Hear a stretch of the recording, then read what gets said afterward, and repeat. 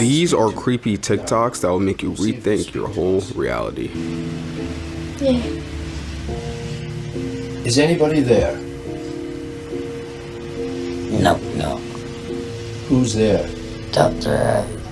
Washing dishes with Ted Bundy. She had no idea her friend had already led 17 women when this photo was taken. Many believe the only reason she was safe was because she was blonde. I'm back, it's your boy Fittie to the E, and today we're looking at this compilation together, so grab your water, your ice cream, your popcorn, whatever you want. Just remember to subscribe and like the video so it gets pushed to way more people. The like goal for this video is just 300 likes. It says 97% of you guys are not subscribed, so make sure to subscribe, smash that subscribe button. This is gonna be a long series. I do not want you to miss any videos because they're gonna be lit.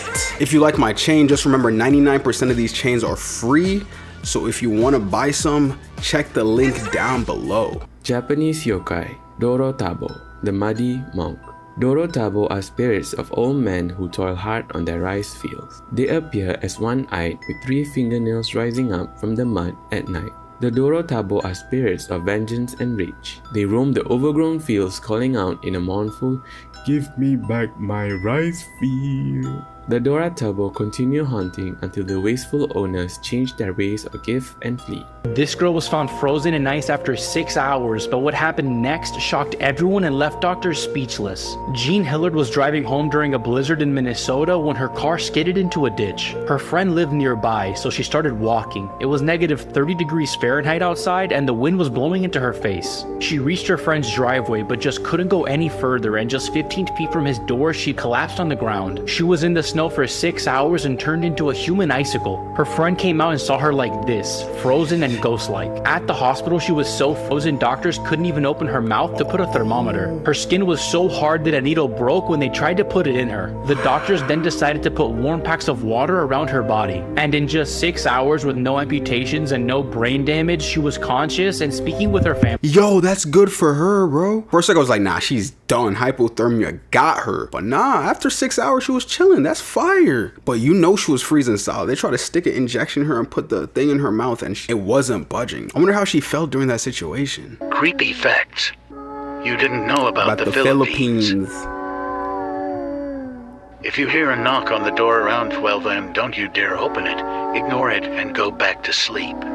If you hear an ambulance and a random dog barking, it means the patient will die. If you see a white lady, do not fake your praying or she will join you. This is crazy, bro. The song Stairway to Heaven, if you play it backwards, it is the most demonic thing you'll probably ever hear. I'm just gonna play it for you. Okay.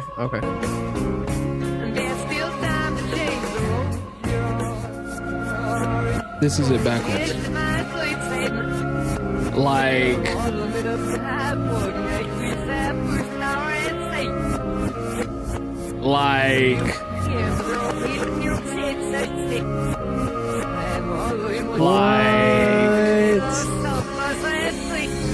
When people said stuff like that, it was just because those were older parents back in the 80s or whenever these songs came out, and they were like, it's the devil music, you can't listen to it.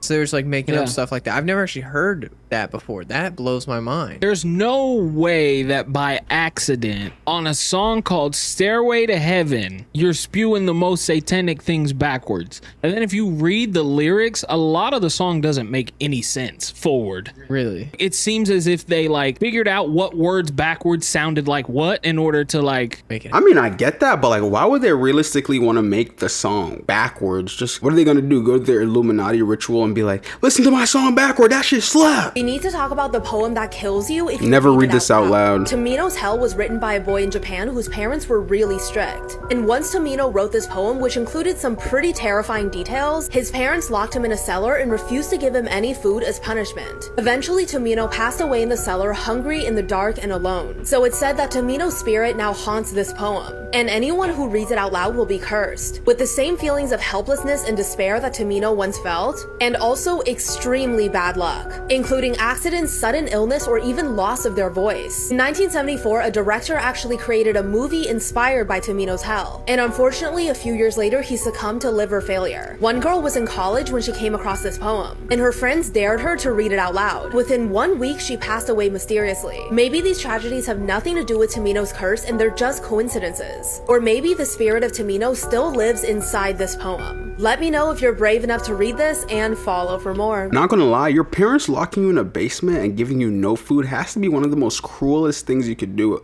as a parent. Honestly, he shouldn't have killed the random girl that read the book or the random other girl that died of mysterious diseases. He should have did it to the parents. Came back calling the parents like, yo, you did this to me. What are some of the craziest things that have happened to people while they've been hypnotized? I'm going to share with you some of the wildest stories I've found. And if you like stories like this, I think you'll like my podcast. On August 23rd, 1995, 2 girls in Belgium disappeared after being hypnotized. That night, they had gone with a group of friends to a hypnotist show where both of them were called up on stage. They were both hypnotized on stage, and they did classic hypnotized person things, like eating a whole lemon thinking that it was a peach. They were unhypnotized after the show, but they continued to have strange behavior. Video footage found later of the girls at a train station after the show showed that they were still behaving very strangely. They seemed really out of it, like they were holding their bodies in really weird positions and walking in the opposite direction of the train. Neither of them made it home that night, but both of their bodies were found a year later on the property of Marc Dutroux. Dutroux was a monster who had committed this type of crime before, but many were left wondering if the girls being hypnotized put them in an extra I wonder how it feels to be hypnotized. If you've ever been hypnotized or ever known someone that's been hypnotized, let me know your stories down in the comments. I do read my comments, so I'll see it. In 1945, 5 young men set out on a fishing trip on Lake Michigan. They never returned. After an extensive search, no trace of the men or their boat was found. Nearly 40 years later, in 1983, a recreational diver discovered the wreckage of the boat in the depths of the lake. What was even more shocking was that the bodies of the men were still inside the boat, perfectly preserved by the cold, dark waters. But that's not the only eerie part of this story. The boat's radio was still in working order, and investigators were able to listen to the final distress call made by the men before their disappearance. In it, the men can be heard frantically pleading for help, describing a strange, glowing object in the sky that seemed to be following them. The cause of the men's deaths and the mysterious object in the sky remains unknown, but the chilling recording of their final moments has left many wondering what really happened that fateful day on Lake Michigan. Not gonna lie, that story kind of reminded me of the Skinwalker story I heard. There's always some glowing thing in the distance and out of nowhere people just disappear. I don't know, it might have been aliens, but I don't know. Could have been anything. Could have been like the US military. This is the true story of mummy a mummy found at on sea. a ghost ship. 2 fishermen off the coast in the Philippines noticed something very, very strange. They came across a yacht that was half submerged in water and quickly ran over to check what was going on. But as they got there, they had no idea that it was about to get even stranger. The body of a mummified man was slumped over a desk as though he was about to make a mayday call. Manfred was a German explorer who was last seen off the coast of Spain in 2009. When they found his body, they assumed he must have been dead for years. Authorities quickly came in to investigate to try to determine the cause of death.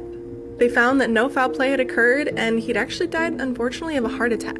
But it still gets freakier from there. His body was perfectly mummified, so even though they assumed he must have been dead for at least the 7 years that he was drifting off at sea, he'd only been dead for 7 days. It was the hot weather, intense winds, and salty air that actually mummified his body so quickly. He was found with photos of him and his wife, as well as a note to his wife. And the note in itself was also pretty creepy. The note read, 30 years we've been together on the same path. Then, the power of the demons was stronger than the will to live. You are gone, may your soul find its peace. You are Manfred. As far as we know, those very well may have been Manfred's last words. They recovered the mummified body, but so far, nobody has come to claim it. So, authorities are left baffled, astounded, and without very many more answers from there. But this story might definitely make you rethink sailing out into the ocean on your own. Yeah, I don't think I'm gonna go out to the ocean by myself anytime soon, you know what I'm saying? I think I might go with a group of people, you know what I'm saying? People that actually know what they're doing. But the real question is, what's the difference between a mummy and a zombie? Because they're both like realistically dead people. So technically they would be the same thing, right? Plastic surgery gone too far. Sarah Tabar wanted to look like She looks attractive. Angelina Jolie. And now oh my God! Henry Rodriguez wanted She to was look beautiful. like Red Skull. Bruh. And now looks like this. No offense to that first girl, she looked very beautiful at the start, and now she looks hideous. I'm sorry. I had to say it. I had to say it. Same for that dude. Y'all both looked perfect. Then y'all fucked it up. Come on, bro. I ordered a baby from the dark web. This is what was delivered. This isn't a baby, it's a silver thing. Let's open it. This is a pregnancy test. It smells strange. Why would you? It's positive. What am I supposed to do now? A creepy used preg test.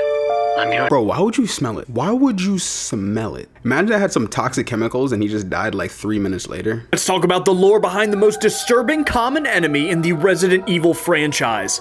The Revenant from Resident Evil Revelations 2. This one is gruesome. Revenants are the result of Alex Wesker's experimentations with the Ouroboros virus, the same virus that Wesker uses in Resident Evil 5. But Revenants aren't made from just injecting the host with the virus. It's much, much worse. They take various body parts from humans that have already passed away and stitch them together with thread and metal. Then they inject that Frankenstein corpse with the virus. And because Revenants were made in this weird and disturbing way, they actually have full control over each individual body part that was mashed together. But what happens when you combine multiple Revenants together and give them the virus? You get something even worse.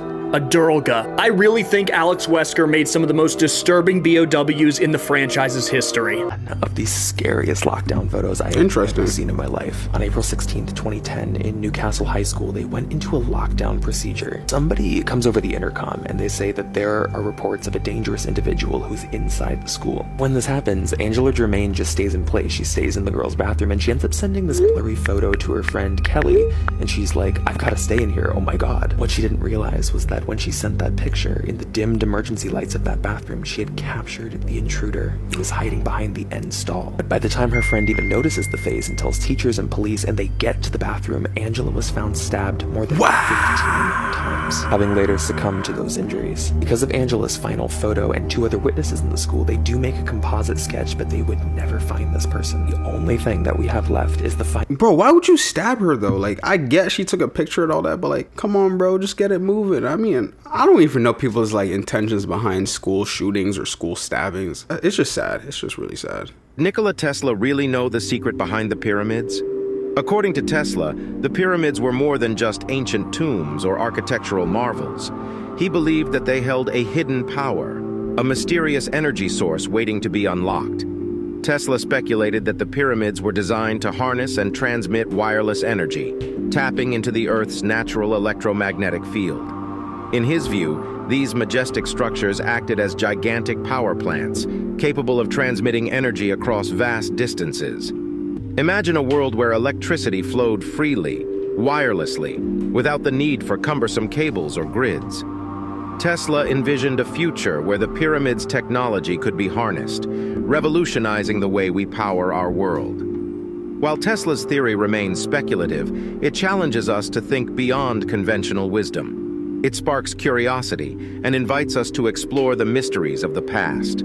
So the next time you gaze upon the pyramids, let yourself wonder, could there be more to these ancient wonders than meets the eye? 3 years ago, I did a lot of research on Nikola Tesla. Sometimes I wish bro was still alive because he had such high knowledge IQ about electricity. It's crazy. Bro was on a different level. Like, how do you create electricity? Like, how did he know all that? Let's talk about the true story behind Candy on Hulu and Love and Death on HBO Max and how Betty Gore was axed 41 times. Betty Gore was born on January 9th, 1950, and while she was attending college, she met a teaching assistant named Alan Gore through one of her classes. 2 of them immediately hit it off, they began dating, and in 1970, Alan and Betty decided to get married. Soon after their wedding, they had their first daughter named Alyssa, and after this, they decided to move to the small town of Wiley, Texas to start a new life. At first, their marriage seemed to be great. They were very in love with each other, and they were excited to grow their family. However, according to reports, Betty did struggle with anxiety and occasional depression. Alan would often have to travel for work, so this meant that Betty was home alone with Alyssa, and this would just cause her a lot of anxiety. She would constantly be calling his office to check in on him. She would call the hotel he was staying at just to talk to him. The traveling was causing a lot of issues in their relationship, and since they had just moved to a new town, Betty didn't really have a lot of friends. She wanted to be more active in the community, so she decided to join her local church, and that's when she began making friends. She started to become friends with a woman named Candace Montgomery, Montgomery, also known as Candy. Both sang in the choir, and the reason they started to become closer is because Betty's daughter, Alyssa, started to grow closer to Candy's daughter. Now, a little bit about Candy. She was married to a man named Pat Montgomery, and the two of them lived a very comfortable life in Wiley, Texas. Her husband had a very good job, so she was able to stay home and take care of their 2 kids. And she had a very nice house. They actually called her house the party house because that's where everyone would get together to hang out. She was friends with everyone in the community. I mean, she was kind of like your typical PTA mom. Even though Betty had joined the church and had started making new friends, things between her and Alan were still not good. She even confided in her friend Candy and told her that her and Alan did not have sex. She just didn't know what else to do or how to get the sparks going again. However, Betty ended up getting pregnant with a second daughter, and she thought that this would change things between her and Alan. And it somewhat did. He was excited about their second daughter. Candy was excited about this as well. She even threw Betty a baby shower at her own house. Alan even told Betty that they were going to take a trip to Europe, just the 2 of them without children, so that they could reconnect and just be with each other. So it seemed like things were going well. On Friday, June 13th, 1990, Alan was away on a business trip in Minnesota, and Betty was at home taking care of their newborn daughter and getting everything ready for their trip to Europe. Their oldest daughter, Alyssa, actually spent the night at Candy's house, and she was supposed to come back later that day because she had swim practice. However, Alyssa and Candy's daughter really wanted to have another sleepover, so Candy called Betty and asked her if it was okay if Alyssa spent another night there. Betty told Candy that Alyssa had swim practice, and that's when Candy offered to go to Betty's house, pick up the swimsuit, and take Alyssa to practice. So Betty agreed to this plan. Later that morning, Candy stopped by Betty's house to pick up the bathing suit, and then she left. As the day continued to progress, Alan called the house just to check in on Betty, but he wasn't able to get in contact with her. He called one of the neighbors to go check on Betty, and that's when they discovered that Betty was dead. Oh, R.I.P. Betty, damn. You know, someone in my comments said my hitchhiker's thumbs are more creepier than my video.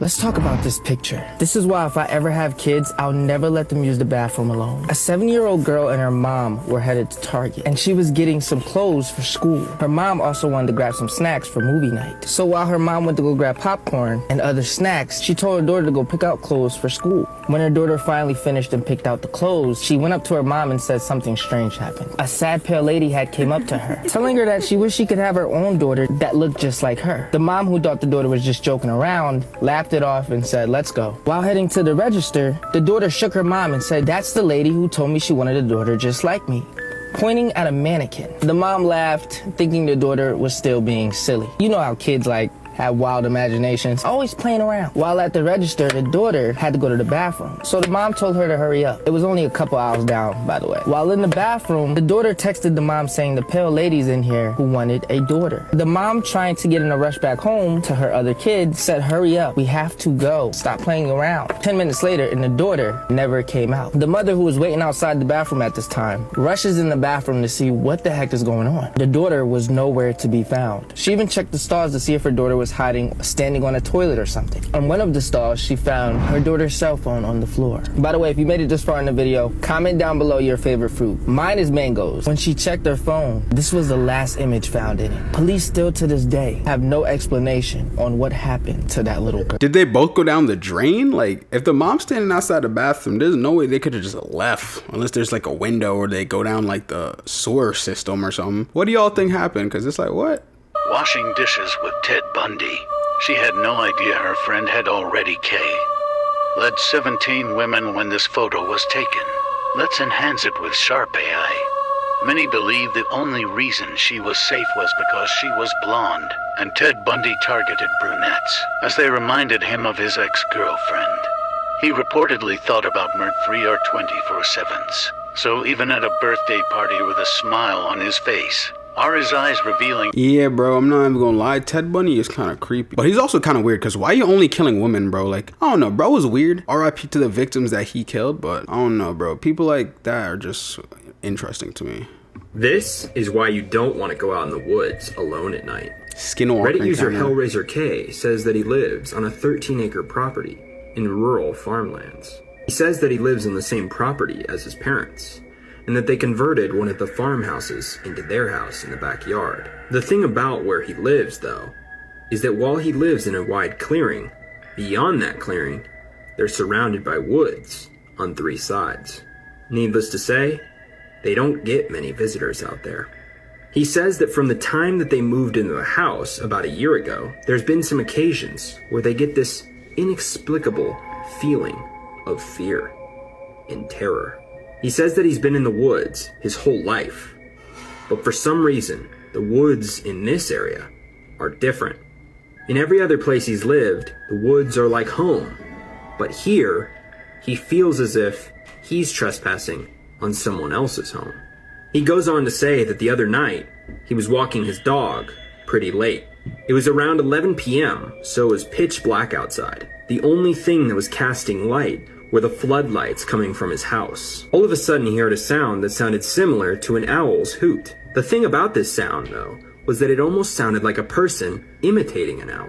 So, Hellraiser K decided to say, "Ha ha, very funny, Dad," since he assumed it was his father closing up the barn for the night, and he was trying to scare him. The thing was, though, after he said that, nobody called back. He says that his dog's hair raised up on his spine, and he started to give a low, menacing growl in the direction of the noise. He says that he's never seen him act this aggressively. Suddenly, while they were staring out in the pitch blackness, he heard the same fake owl sound come from only a few feet away. His dog suddenly jumped and started barking. Hellraiser K got so scared that he grabbed his dog, scooped him up, and took off running. Then, he started hearing laughter coming from behind him. The next morning, he went out to where he heard the sound coming from. It turned out that it had been coming from the barn.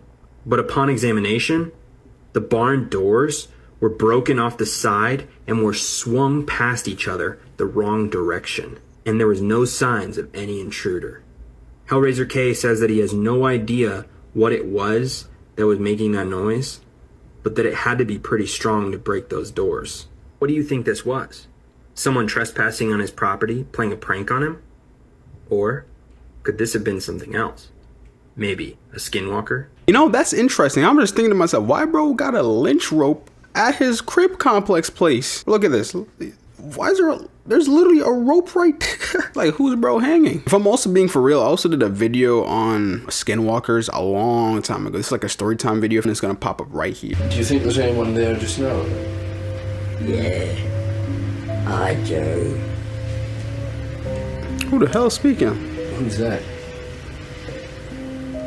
What? Who's that, Janet? Pardon? Stuart. Stuart. Stuart Certain, and he's one of the voices. Yeah. Why do you think he comes and speaks through you? To annoy us. Does he ever say anything nice? Don't know really. Shall we try and speak to him? No. We'll see if he'll speak to us. Oh, she biting the hell out of her fingernail. Like me, for real. Is anybody there?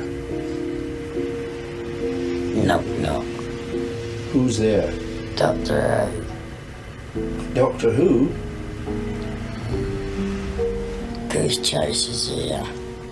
Man, my brain trying to figure out, is she faking that shit or is that actually a demon? I mean, I know The Conjuring, I heard about it a bunch of times. I don't know, bro. What do you think? You think that's a real voice or you think that's fake? Because I don't know. Obviously a ton of conspiracies about Michael Jackson. That's not Michael. One of the most interesting ones, if not a little ridiculous, is that this is what he actually looked like. Hear me out.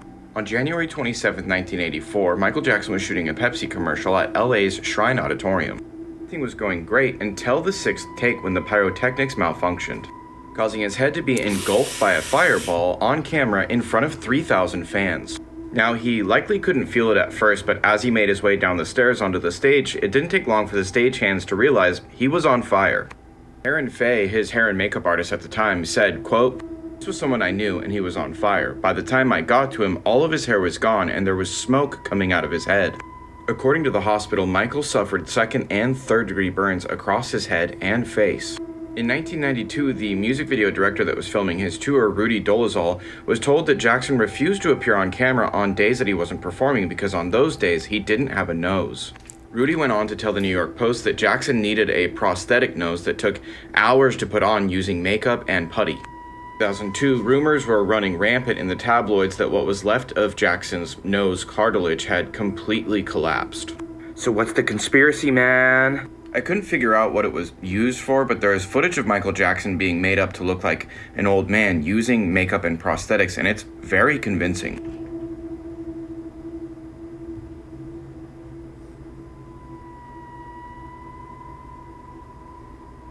That's scary. Then there's also this Akon interview where Akon describes going to the movies with Michael Jackson and being shocked when he got there and a complete stranger walked up to him and started talking in Michael's voice because it was Michael, but he was absolutely unrecognizable. The theory being that nobody really knew what Michael Jackson looked like anymore because the Michael Jackson that was famous was just a mask. Now this is a real man named Dave, a victim of horrible burns when he was young, and Michael Jackson just kind of took an interest in him and took care of him. So at first when I was reading about this, I was like, okay, case closed, that's a different guy.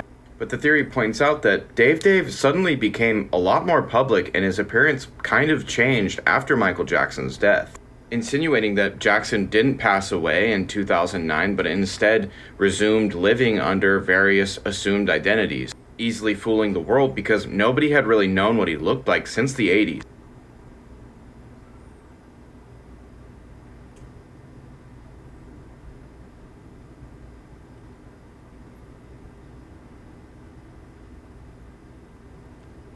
Get out of here.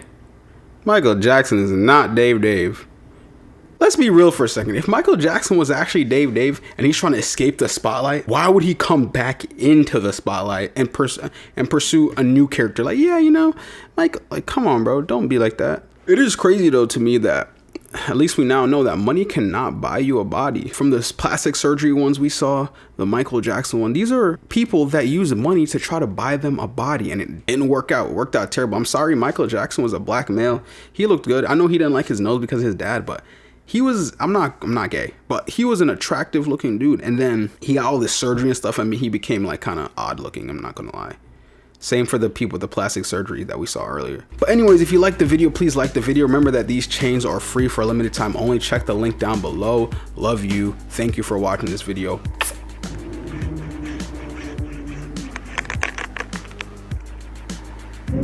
Wow.